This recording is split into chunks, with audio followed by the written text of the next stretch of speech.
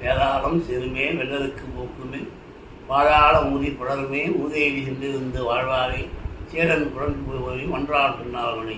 அதுக்கு என்ன அர்த்தம் அப்படின்னா, வேதாளம் அப்படின்றது ஒரு பேய்.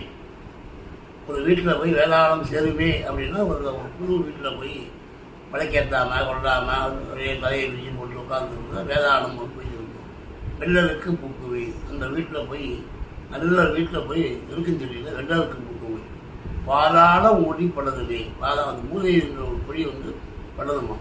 மூதேவி சென்றிருந்து வாழ்வாளி, அந்த வீட்டில் மூதேவி பாதுருவாங்க. சேரன் குடி போகுமே, சேரன்னா பாம்பு.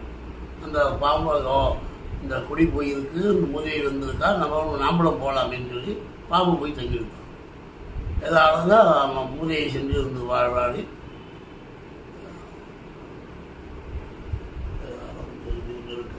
பாதாளம்